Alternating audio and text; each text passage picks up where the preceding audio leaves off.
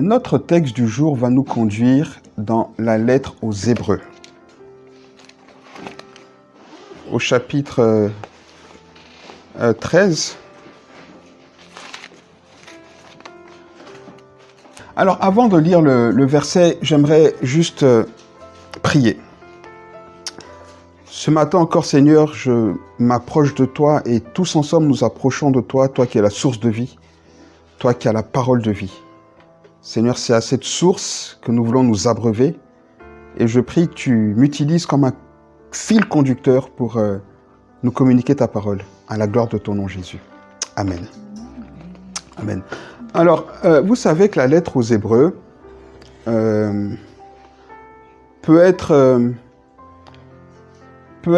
résumée dans une phrase que je pense que vous avez déjà entendue, qui serait de dire que le chrétien doit vivre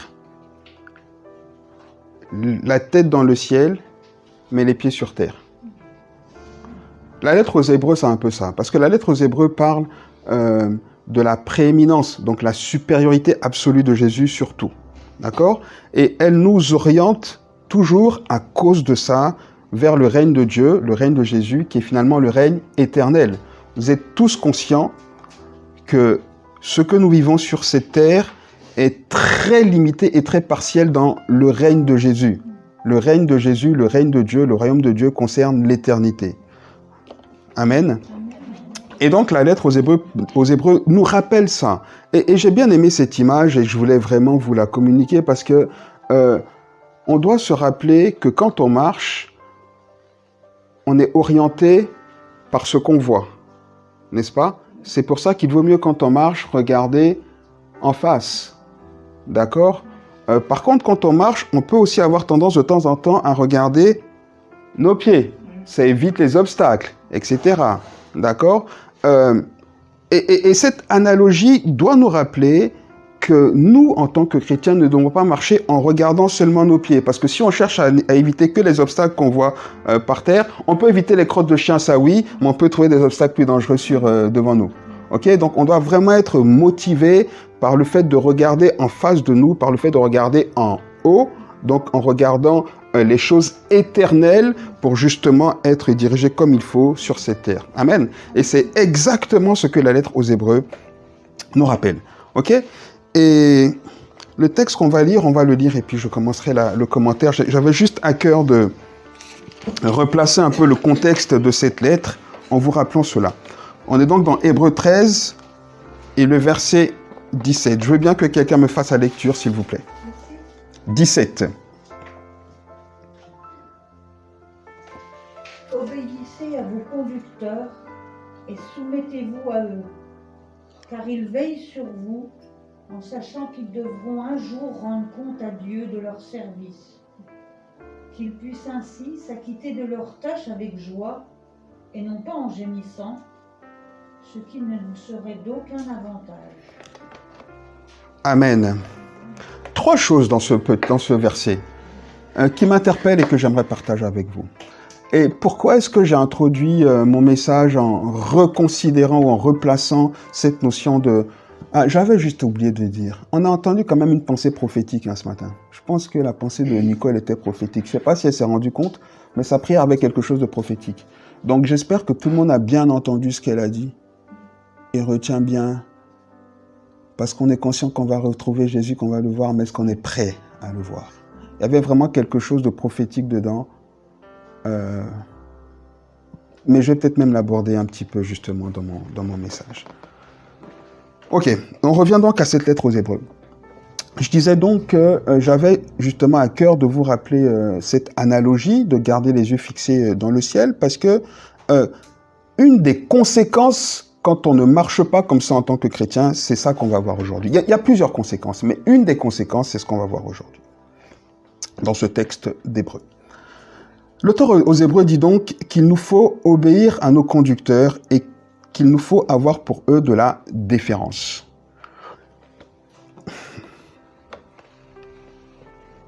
Je vais commencer par la partie la plus simple. Il veille sur vos âmes comme devant en rendre compte. J'avais vraiment à cœur ce matin de vous rappeler que Dieu m'a placé, nous a placé sur vous et vous a mis en connexion avec nous pour la seule raison qui est celle-là. Veillez sur vos âmes.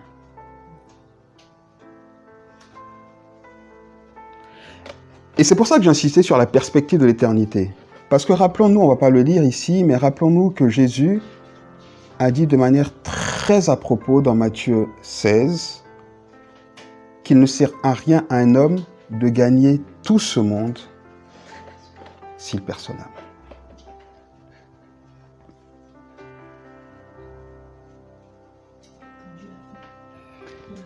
Il ne sert rien à un homme, ou il dit plutôt, que sert-il à un homme de gagner ce monde si il perd son âme? Regardons-nous attentivement, chacun, et réalisons qu'on court tous les jours pour gagner quelque chose que ce monde peut nous donner. Et combien de kilomètres à côté de ça on court pour veiller à ce que notre âme soit sauvée? Pourtant, Jésus le dit clairement, il ne sert à rien à un homme de gagner tout ce que le monde peut lui donner si à côté de ça, il perd son âme. Et donc, en tant que berger, nous avons une tellement grande responsabilité.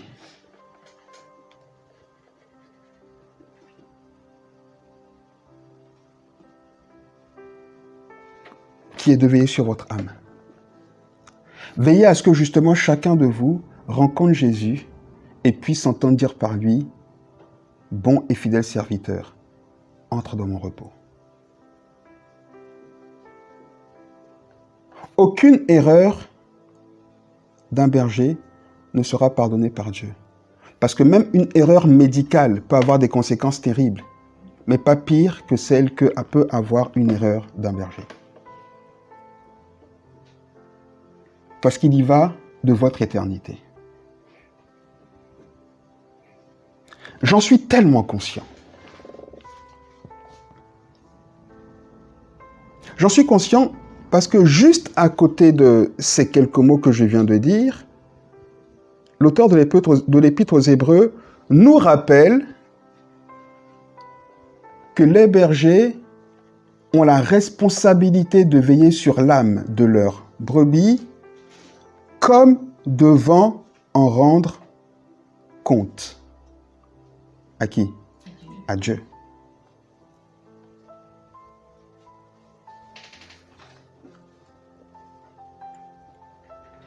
J'en suis conscient. Je porte le poids de cette responsabilité.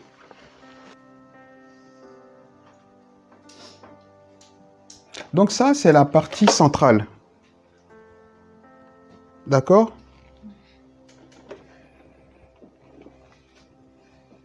Évidemment, si je vais voir le médecin et que je lui dis, voilà, docteur, je me sens mal, j'ai ci, j'ai ça, qu'il me dit, ben écoute, va faire une coloscopie. C'est pas agréable cet examen. C'est pas agréable. Je dis, moi, coloscopie, moi, toucher rectal. Moi, non, moi, je fais pas ça.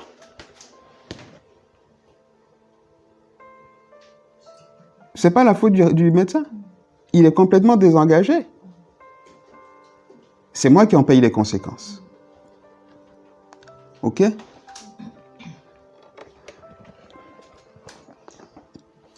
La Bible dit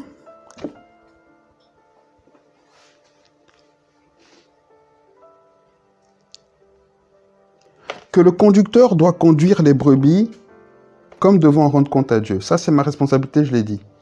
Veillez sur vos âmes. Ça, c'est ma responsabilité. Et j'ai insisté pour dire que j'en pèse le poids des conséquences. Par contre, la Bible dit, vous, obéissez à vos conducteurs. Et ayez pour eux de la déférence, du respect, de la déférence.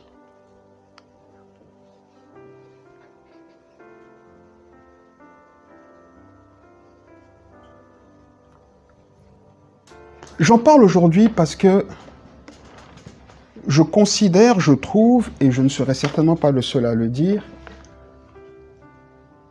il manque beaucoup de déférence dans les rapports entre brebis et berger. Moi, je vis comme ça en tout cas. Attention, j'ai pas envie que quelqu'un se sente, accusé.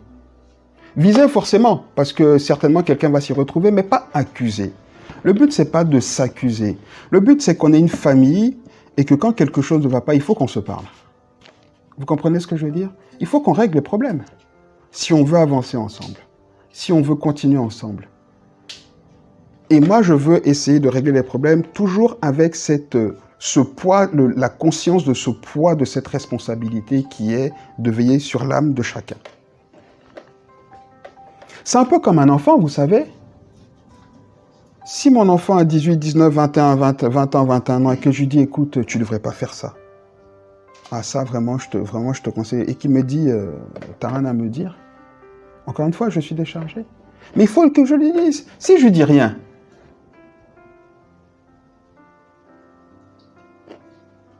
vous êtes avec moi?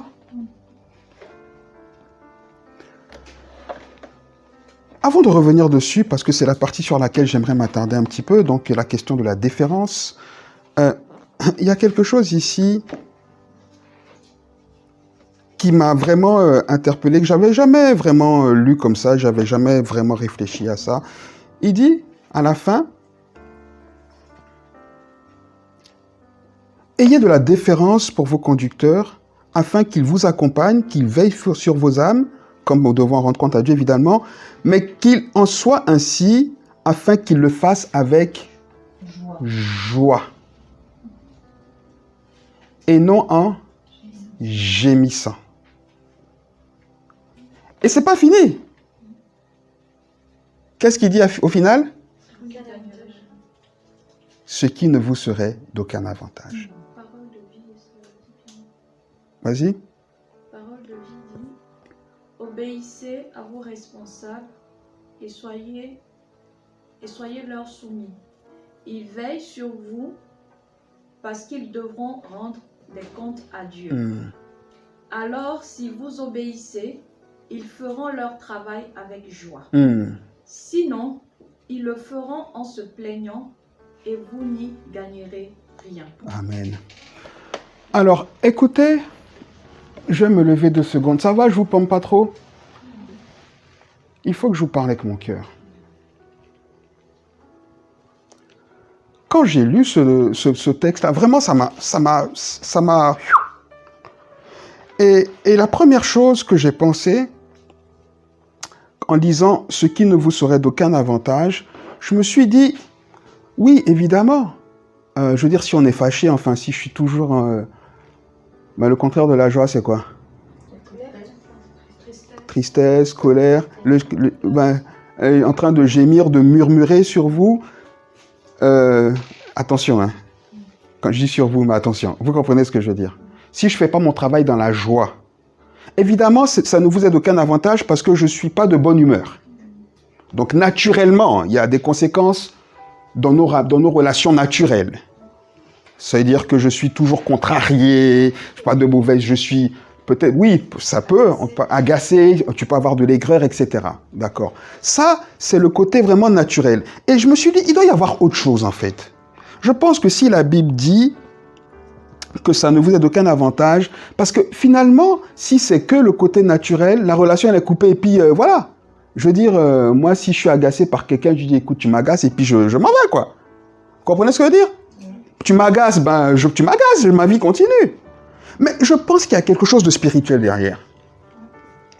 Je pense que ce n'est pas juste un inconvénient, aucun avantage naturel. Vous comprenez? Ce n'est pas juste une rupture relationnelle. Non, il y a quelque chose de spirituel. J'ai vraiment l'impression que le fait que les brebis font que leur berger fait son travail pas dans la joie, en murmurant, a des conséquences spirituelles. Encore une fois, je le dis, chacun fait ce qu'il veut. Ma responsabilité, elle est dégagée. Non, je dis ça parce qu'à chaque fois qu'on entre dans ce genre de considération, il y en a qui pensent que c'est de la manipulation. Ça fait qu'on ne peut plus rien dire dans l'Église. C'est comme, en fait, l'Église est devenue terrestre, terre à terre. On ne peut plus parler de choses spirituelles parce qu'on a l'impression qu'on manipule. Mais Jésus était spirituel. Jésus est né de Dieu. Et de Marie, mais de Dieu. Donc, par nature, il était spirituel. Et la Bible dit, tel est le céleste, tels aussi seront les célestes. Et tel est le terrestre, tels seront les terrestres. Ça veut dire qu'on est né à nouveau par une réalité spirituelle. Donc, on doit marcher dans une réalité spirituelle. Le problème aujourd'hui qu'on a dans notre Église, c'est qu'on marche de manière terrestre. On est soumis aux lois, au fonctionnement terrestre. C'est pour ça qu'aujourd'hui, quelqu'un peut me regarder dans les yeux et puis dire « Bon, moi, je m'en vais de l'église, tu m'énerves, tu m'en vais. » Et puis il pense qu'il n'y a aucune conséquence. Il y a des conséquences. Je pense qu'il y a une réalité spirituelle. Et j'aimerais ce matin que chacun de vous comprenne que une attitude, une parole, pas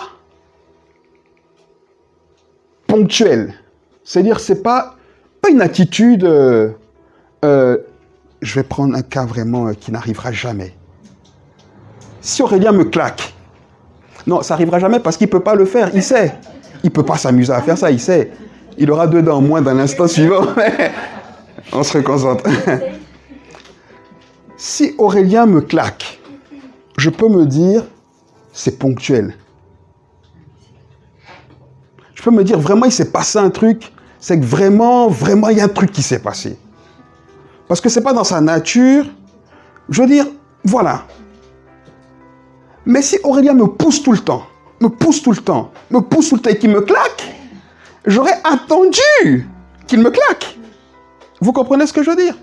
Donc, il y a des attitudes dans la manière d'être, dans la manière de faire, dans la manière de parler, qui génèrent des choses, qui me font murmurer. Vous comprenez ce que je veux dire ou pas? J'espère que c'est assez clair pour tout le monde. Et qui font que je ne fais pas mon travail dans la paix. Alors, ce n'est pas une plainte, parce que c'est normal. Une église, plus on est petit, plus c'est comme ça.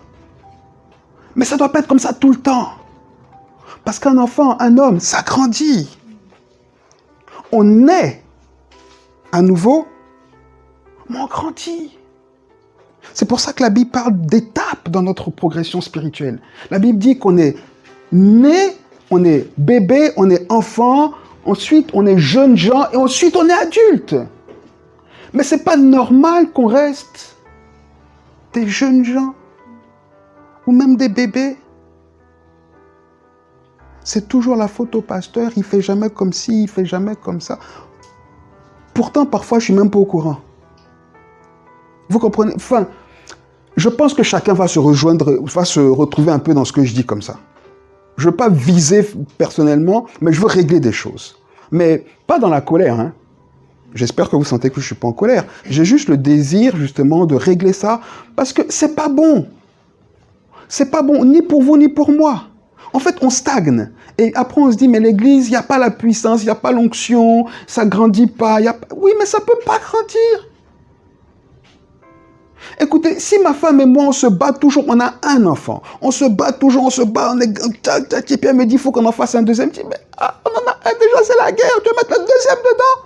La famille ne peut pas grandir. Vous comprenez l'image? Et pour beaucoup, je règle les mêmes problèmes depuis des années. Et puis c'est récurrent, il y a des cycles, et puis ça revient, et puis c'est toujours... Enfin, il faut que ça arrête. C'est pas bien, c'est pas bon. C'est pas bon ni pour vous, ni pour moi. Ok, ça c'est la conséquence. C'est la conséquence. Mais j'aimerais quand même, pour les minutes qui me restent, parler de la cause. Parce qu'il y a quelque chose qui fait qu'on est comme ça dans l'Église.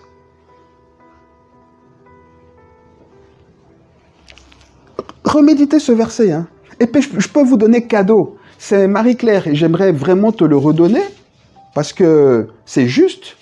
C'est Marie-Claire, quand on a parlé pendant l'étude biblique de relations berger à brebis, qui a soulevé dans Éphésiens 4, verset 11, que les ministères sont un don. On le sait, mais la manière dont elle a soulevé, elle a reposé, moi-même, ça m'a fait du bien. Parce que parfois, on l'oublie. On nous crie tellement dessus, on nous reproche tellement de choses qu'on oublie qu'on est des cadeaux à l'église. On se dit, mais attention, est-ce que... Non, mais il faut que vous compreniez que Dieu a fait de nous des dons. Quelqu'un dont c'est précieux. On en prend soin. Et c'est ce qu'elle a souligné. Donc, prenez soin de moi. Parce que la vérité, et j'aime autant le dire, on dit dans le monde que on apprécie le vrai bonheur que quand on l'a perdu. Je suis pas en train de dire que je vais mourir ou que je vais partir, mais j'en sais rien. J'en sais rien. Mais n'attendez pas que je sois plus là pour dire, mais quand même, il était pas mal, hein.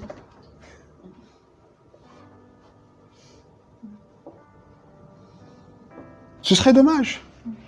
Parce qu'on aura vécu, pas tout le temps, j'exagère, mais beaucoup dans cette frustration, aussi bien pour vous que pour moi, alors qu'on pourrait faire tellement mieux. Vous comprenez ce que je veux dire?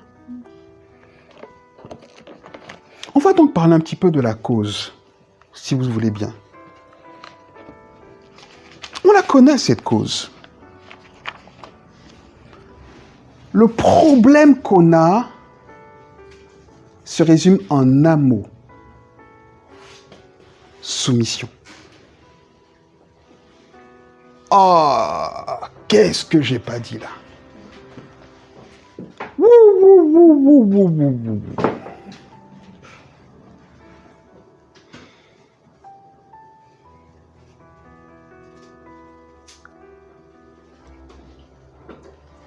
Surtout depuis qu'on a décapité le roi en France, la soumission.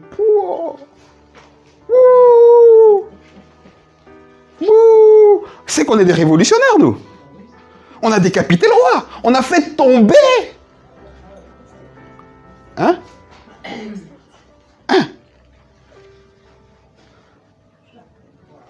Alors ne nous parle surtout pas de soumission. Et puis, est-ce que tu étais né en 68, toi? Non, je n'étais pas né en 68. Mais je vois les conséquences.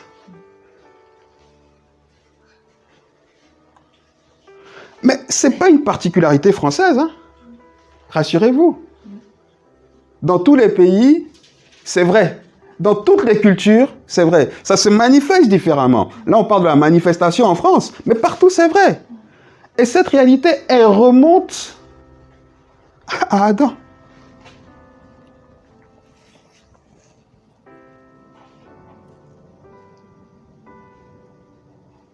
La connaissance du bien et du mal a fait de nous des rebelles naturels.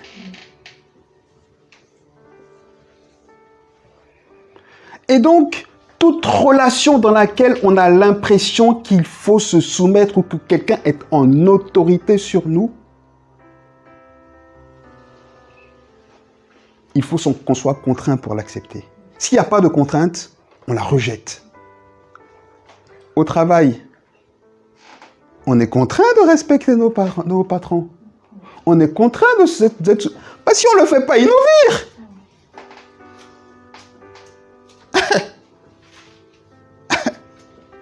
Avant, on était contraint de rester dans le mariage parce que ce n'était pas politiquement correct de divorcer. Vous comprenez? Aujourd'hui, on s'est marié hier. Ah, tu m'énerves, moi je fais ma procédure de divorce. Parce que toute relation où il y a cette notion d'autorité et de soumission, on la vomit. C'est pour ça qu'on est dans le dur comme ça.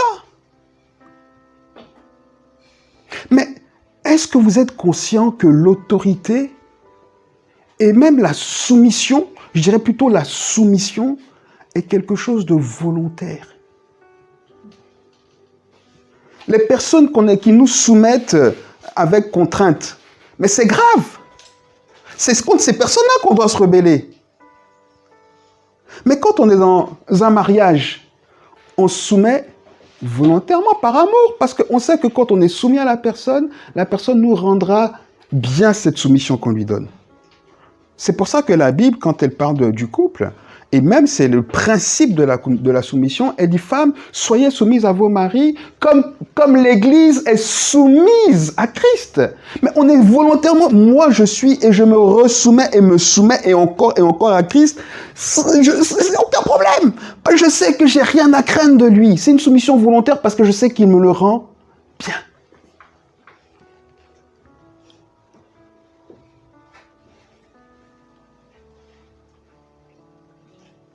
C'est aussi pour ça que je viens de dire que notre rôle, c'est de veiller sur vos âmes et qu'on doit le faire.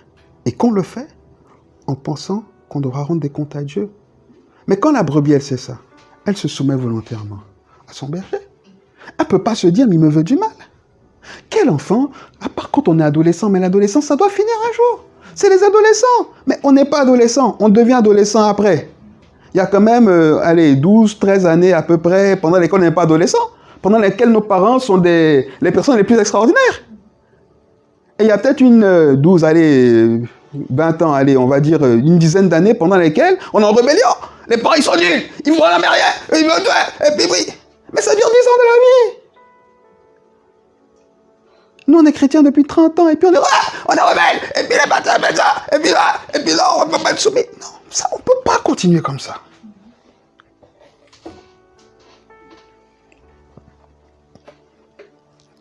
Le problème, c'est la soumission. Dites-moi, qui se soumet volontairement à mon autorité? Levez la main que je vois.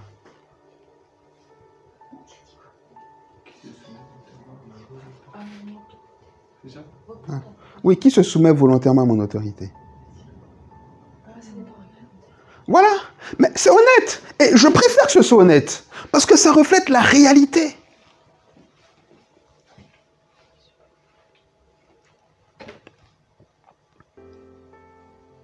Mais s'il n'y a pas cette soumission volontaire que l'auteur de l'Épître aux Hébreux, à laquelle l'auteur de l'Épître aux Hébreux nous invite ici en disant « Obéissez, soyez soumis », c'est des synonymes. D'ailleurs, si on regarde le mot qui est traduit ici, c'est un synonyme. Soumission volontaire. De toutes les façons, on ne peut pas obéir si on n'est pas soumis.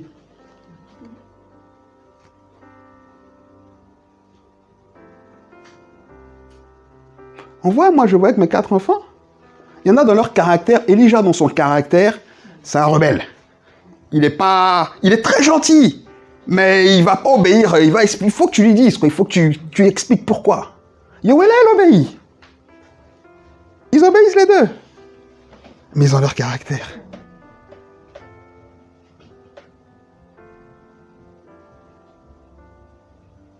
Soumission volontaire de confiance.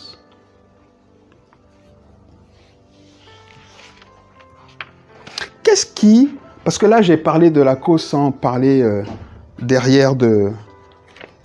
C'est quelqu'un qui s'est trompé. Sans parler de la cause spirituelle. J'ai juste dit le mot. Évidemment, j'ai pointé sur Adam, etc. Mais on va lire un dernier passage que vous connaissez. On va en lire 2. Qu'on va terminer par commenter. Le premier se trouve dans Galates 5.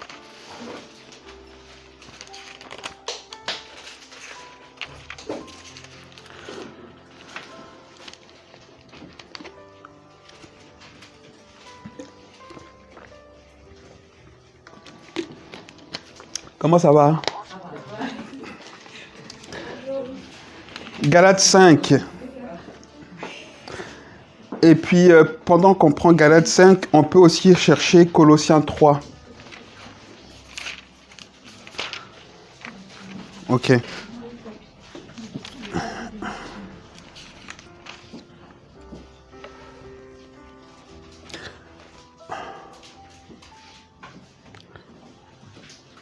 Vous y êtes? Galates 5? Je lis à partir du verset 17. D'accord? Car la chair a des désirs contraires à ceux de l'esprit. Et l'esprit en a de contraires à ceux de la chair. Ils sont opposés entre eux afin que vous ne fassiez ce que vous voudriez. Ok? Parce qu'en principe, on est tous nés par l'esprit. Hein? Ok? Si vous êtes conduits par l'esprit, vous n'êtes point sous la loi. Verset 19. Or, les œuvres de la chair sont manifestes. Ce sont l'impudicité, l'impureté, la dissolution, l'idolâtrie, la magie, les inimitiés, les querelles, les jalousies, les animosités, les colères, les disputes, les divisions, les sectes, l'envie, l'ivrognerie, les excès de table et choses semblables. Je vous dis d'avance, comme j'ai déjà dit, que ceux qui commettent de telles choses n'hériteront point du royaume de Dieu. La première chose ici que Paul nous dit, il ne le dit pas explicitement ici. Mais quand on connaît les écrits de Paul, on sait qu'il le dit dans la lettre aux Corinthiens. Il dit qu'on peut être des chrétiens charnels, qui vivent par la chair. D'accord? Et il dit ici, les œuvres de la chair sont manifestes. Quand on vit par la chair, ça se voit. C'est comme si on était bronzé au bord. Bon, pas moi, mais vous. Si vous êtes allé prendre un bain de soleil, ça se voit. C'est manifeste. D'accord? Et il dit, ces œuvres-là sont l'impudicité, l'impureté, la dissolution, etc., etc. Donc, ça veut dire finalement que beaucoup de chrétiens vivent en manifestant les œuvres de la chair, dont la rébellion, l'envie. Et c'est pour ça, en fait, qu'on ne peut pas se soumettre. Vous comprenez? C'est pour ça qu'il y a un problème. Ça se cogne comme ça. Parce que la chair dit je veux ça. Moi je dis non, la chair dit je veux, donc ça se passe, ça se bat. Et puis tu dis mais moi je veux ça. Et puis il y a le conflit.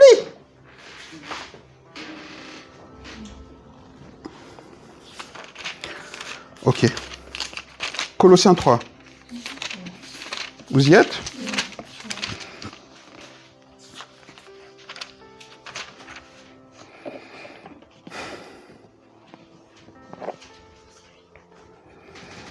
Verset 5. À partir du verset 5. On peut même lire le verset 1, je l'aime tellement. Il dit que si donc vous êtes ressuscité avec Christ, recherchez les choses. En fait, moi je... rechercher. Oui, ça vous arrange que dit chercher. Comme vous voulez. Mais vous lisez vos Bibles ou pas? Jamais je vois dans la Bible qu'on dit recherchez la paix, recherchez l'argent, recherchez le bien-être. Non. Mais nous, c'est ce qu'on cherche. On recherche l'argent, on recherche la paix, on recherche... Non. La Bible dit que toutes ces choses, elles nous sont données parce que Dieu sait qu'on en a besoin. Mais toujours, la Bible nous invite à chercher, à rechercher les choses d'en haut. Toujours. Le royaume de Dieu, cherchez, faites votre préoccupation, votre obsession, le royaume, les choses d'en haut. Toujours. Si on a un effort, d'ailleurs, c'est ce que Paul dit à Timothée. N'est-ce pas? Il dit l'effort physique sert à peu de choses. Mais l'exercice spirituel, de piété, c'est ça qui fait quelque chose. Non, mais on ne peut pas progresser si on ne fait pas cet exercice-là, en fait. On ne peut qu'être des bébés. Pour se développer, il faut rechercher les choses d'en haut. Il dit ensuite, verset 5, « Faites donc mourir les membres qui sont... » Faites mourir, la bonne traduction ici, c'est « Faites mourir en vous tout ce qui est de la terre, de la chair. » Et vous voyez comment Paul le dit, il dit, votre responsabilité, c'est de faire mourir. C'est votre responsabilité de faire mourir ces choses-là. C'est pas par la prière. Il n'y a pas de démon d'envie ou quoi. Non. C'est la chair. C'est la chair. C'est pas la prière. C'est faites, prenez vos responsabilités. Vous êtes avec moi ou pas? Il dit, faites mourir tout ce qui est de la terre en vous, l'impudicité, voilà, c'est ce qu'on a dit, les choses de la chair, n'est-ce pas? Les passions, les mauvais désirs, la cupidité qui étaient dans la terre. C'est à cause, verset 6, de ces choses que la colère de Dieu vient sur les fils de la Rébellion. Voyez comment est-ce que Paul compare aux les chrétiens qui vivent dans la chair. Il dit, vous êtes comme les fils de la rébellion. Vous êtes rebelles. Évidemment, d'abord rebelle à Dieu. Mais comment se manifeste cette rébellion à Dieu? La rébellion avec tout le monde. Et les conducteurs, d'abord. Enfin, aussi. Peut-être pas d'abord, j'exagère, mais aussi. Je prie de tout mon cœur que ce ne soit pas un message de plus ce matin. Je veux pas juste que là, sur le coup, ouais, c'est vrai, ouais, il a raison, et puis que demain... Non, il faut accepter ça. Il faut que ça change. Je vous en supplie. C'est bon pour vous, c'est bon pour vous, c'est bon pour moi. C'est indispensable pour moi, mais c'est aussi bon pour vous. On a un objectif commun. Si on y arrive spirituellement, tout ce qu'on veut sur la terre, Dieu nous le donnera. C'est ça le psaume 37, non? Fais de l'Éternel tes délices et il te donnera ce que ton cœur... Tu te rends compte? En fait, ton cœur désire des choses. C'est-à-dire des choses dont on n'a peut-être même pas parlé. Ton cœur les désire. Mais quand tu fais d'Éternel ton délice, il te les donne. Mais il faut qu'on comprenne ça, les amis. Mais comment est-ce qu'on peut faire de l'Éternel notre délice quand on est en rébellion? C'est pas possible. Continuons. Il dit, mais maintenant, verset 8, renoncez à toutes ces choses. Renoncez. C'est pas la prière, les amis. C'est je renonce. Je sais que je suis colérique, je renonce à la colère. Quand je me suis converti, je me suis regardé dans un miroir. Puis j'ai dit, mais ça va pas. Et même si j'en étais pas conscient, j'entendais qu'on me dit, mais ça va pas dans ta vie, ça va pas dans ta vie. Et je dis, mais ça, je vais y renoncer. Parce que je veux pas qu'on voit Dieu au travers de moi avec cette image-là. Je voulais pas ça. Il y a encore du travail pour tout le monde. Mais il faut le faire, ce boulot. Faut pas juste dire, je suis comme ça. Parce que le problème, c'est que j'ai trop l'impression que les chrétiens aujourd'hui disent, je suis comme ça. Mais Dieu ne nous a pas sauvés pour qu'on soit comme ça. Parce que le salut, il n'y a pas de problème, il est acquis, hein. Mais le problème, c'est que les effets de la chair nous font souffrir sur terre. Donc, en fait, on n'est pas libre. On n'attend plus que la mort. Vous comprenez ce que je veux dire? Qui peut valablement dire qu'il vit libre quand il vit tenu par le péché? C'est impossible. Qui peut être plein de colère, d'animosité et être libre? C'est pas possible. Plein d'envie. Mais t'es plein d'envie, t'es malheureux. T'es malheureux, t'es jamais heureux. Parce que tout ce que ton ami a, ça te blesse. Mais il n'a rien fait, toi, tu passes envie. Mais qui peut vivre comme ça? Qui peut vivre par le péché? C'est pas possible. Et donc, tu es sauvé, mais en fait, tu vis pas. Tu es sauvé pour rien, en fait. Tu attends que le paradis. Oui, j'attends le paradis. Évidemment. Je peux même y aller aujourd'hui. Évidemment. Mais tant que je suis sur terre, je veux profiter de tout ce que Dieu veut me donner sur terre. Les choses que mon cœur désire, là, j'aimerais que Dieu me les donne aussi. Mais quand tu es dans cette attitude, tu ne peux pas les avoir. Tu ne peux pas les avoir. C'est ça la conséquence spirituelle de la désobéissance au conducteur.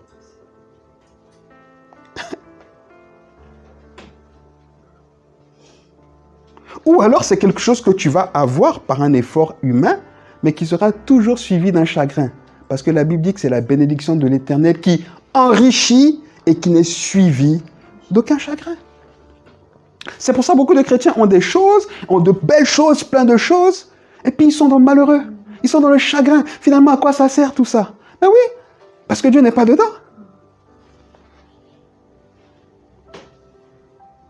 Encore une fois, chacun prend ce que je dis comme il veut. Mais Dieu sait que ma motivation, c'est l'amour et la compassion, c'est rien d'autre.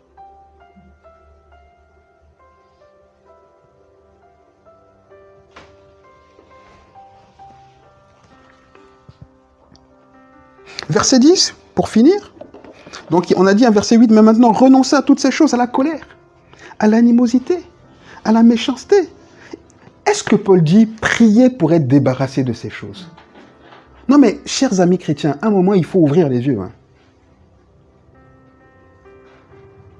Parce que je sais qu'on vous vend plein de beaux livres. Et que les prédicateurs du Kingdom Now vous disent beaucoup de belles choses. Mais c'est faux. C'est pas écrit dans la Bible. Paul dit clairement, tu es colérique, renonce-y. Tu peux, pas par tes propres efforts, mais à cause de l'Esprit de Dieu qui est en toi, ce que tu ne pouvais pas avant. Puisqu'avant, tu n'avais pas le Saint-Esprit, donc tu ne pouvais pas te libérer de la colère. Tu ne pouvais pas te libérer de l'envie. Tu ne pouvais pas te libérer de toutes ces choses. Mais maintenant, comme le Saint-Esprit est en toi, tu as la capacité, par le Saint-Esprit, de dire maintenant, j'y renonce. Renoncez-y. La méchanceté, les paroles malhonnêtes qui peuvent sortir de votre bouche. Et puis ensuite, ne vous mentez pas les uns les autres, vous étant dépouillés de la chair, du vieil homme. On se dépouille de la chair. Mais j'aime bien ce mot parce que se dépouiller, ça veut dire que ça prend un effort et ça peut prendre du temps. Mais on le fait. On ne dit pas non, moi je suis comme ça. Ah, moi je suis comme ça. Ah, moi j'ai toujours été comme ça. Pasteur, tu peux prier pour moi parce que je suis... Mais t'es colérique, je prie pour toi. Je fais quelle prière? Sur quelle base? Tu es envieux, je prie pour toi. Sur quelle base? Vous comprenez ce que je veux dire ou pas? Mais tu es envieux. Ah, pasteur, j'ai un problème d'envie, je suis envieux. Prie pour moi, pour que l'envie parte. Je chasse le démon de l'envie. Au nom de Jésus, l'envie part. Non. Paul dit, c'est toi. Je reconnais que je suis envieux. Maintenant, je m'en débarrasse, je m'en dépouille. C'est-à-dire, je veille jour après jour à ce que l'envie ne refasse pas surface. C'est comme ça qu'on lie l'ancien homme. C'est comme ça qu'on se dépouille du vieil homme. C'est comme ça qu'on apprend à marcher par l'esprit. C'est comme ça, c'est pas autrement. C'est comme ça qu'on se débarrasse de la rébellion. C'est comme ça. On s'en dépouille. On reconnaît. Ah, aujourd'hui, j'ai loupé le but. Ah, aujourd'hui, j'ai dit une mauvaise parole. Ah, vraiment, Seigneur, je te demande pardon. Et puis, on répare aussi.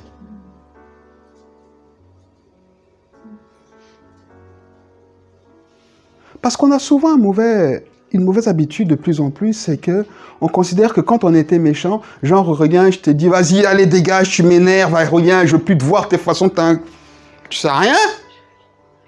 Et puis, le lendemain, parce que j'étais fâché hier, le lendemain, je te vois, je suis de bonne humeur. Ah, salut Aurélien, ça va? Hier, mais hier, c'était hier, tu sais. Mais je t'ai blessé, là. Oui ou non? On demande pardon, non? Bah, si tu n'as pas demandé pardon, Aurélien, que tu vas aller te réconcilier avec Dieu, Dieu dit, hey, moi, je t'ai dit qu'avant de faire ton offrande vers moi, va te réconcilier avec ton frère. Mais tout ça, c'est la rébellion. C'est ça la soumission les uns aux autres. Parce que si vous ne faites pas ça entre vous, vous ne pouvez pas le faire avec moi. Vous ne pouvez pas le faire avec... C'est pas possible.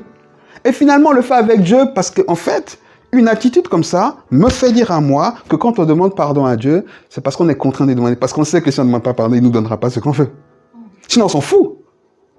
Parce que la Bible dit comment tu peux oser dire que tu aimes Dieu que tu ne vois pas, alors que tu n'aimes pas ton frère que tu vois. Donc comment tu peux oser dire que tu vas vite demander pardon à Dieu que tu ne vois pas, et ton frère que tu as blessé physiquement tous les jours, tu ne demandes pas pardon? Vous comprenez ce que je veux dire? C'est ça l'esprit de rébellion. Et la Bible est claire. Paul dit, vous étant dépouillés du vieil homme et de ses œuvres, vous vous revêtez de l'homme nouveau qui se renouvelle dans la connaissance selon l'image de celui qui l'a créé. Clairement. C'est clair. On identifie le problème. On veille. On se dépouille. Aujourd'hui, je suis envieux. Je prends encore cet exemple-là. Je suis envieux. Eh ben, on va voir demain si mon collègue il a des nouvelles baskets. Quand ça commence à monter, non, mais il a de nouvelles baskets. Je suis content. Ça me coûte rien. Je suis content. Et on domine. C'est comme ça. On fait pas comme Caïn. On domine. Ça peut bousculer, ça va bousculer, mais c'est comme ça. Le lendemain, il aura de nouvelles baskets et une nouvelle veste. Je suis content, on domine. Et puis à force, ça devient une habitude. Parce qu'on se réveille, parce qu'on dit, Seigneur, aide-moi, je suis content, je suis dans la joie. Ma joie ne dépend pas de ça, je suis content, Seigneur. C'est comme ça qu'on fait. C'est comme ça qu'on se dépouille aussi de la rébellion. C'est comme ça qu'on entre dans la soumission. En se disant simplement, mais écoute, parle à ton âme là. Mais mon pasteur là, c'est un don que Dieu m'a fait. C'est un cadeau. Bon, maintenant, si Dieu vous a donné un cadeau pourri, c'est Dieu qui s'est trompé. Ah! Mais en fait, c'est ça. Donc, si on part du principe que c'est Dieu qui a fait le don, qui a fait le cadeau, et que Dieu ne se trompe jamais, donc le cadeau est bon. Donc, c'est un cadeau, je valorise, c'est un cadeau, je peux faire confiance parce que c'est Dieu qui a donné. Et comme c'est Dieu qui a donné, je peux faire confiance parce que je sais qu'il veille sur mon âme en sachant que Dieu va demander des comptes. Donc, je fais confiance, donc je me soumets de nature, c'est comme ça. Et on se le met dans la tête. C'est pas est-ce que je peux lui faire confiance? Est-ce qu'il va pas le dire? Est-ce que... Non! Non! Non! Des fois, moi, je vous le dis clairement, des fois je vois des attitudes, je sais que quelqu'un se dit j'ai fait quelque chose à tort contre lui. Non! Mais c'est parce que toi, dans ton esprit, ton fonctionnement te fait croire, mais tu m'accuses à tort en fait.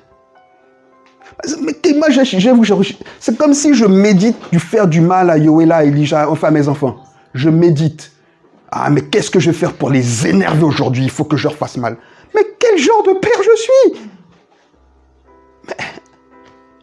Non, je peux prendre des décisions pour sanctionner, mais je prends toujours des décisions, toujours, je peux me tromper, ça peut arriver.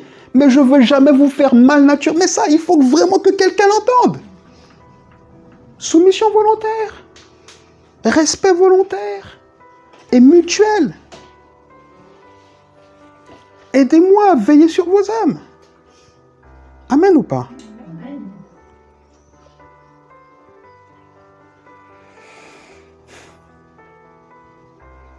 Ok. J'ai fini. Ça va ou bien?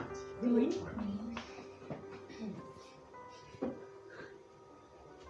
Ok. Donc la prochaine fois que tu m'en veux pour quelque chose, demande-toi si Dieu s'est trompé. Et puis va t'en prendre à Dieu pour dire mais quel... Je préfère que tu t'en prennes à Dieu, que tu t'en prennes à moi et que tu brises la relation. C'est pas bon. Dieu au moins il peut t'expliquer, il est patient, il n'est pas comme moi lui. Lui il a la patience, il a la manière, il a l'art et la manière. Amen? Ok. Je vais prier.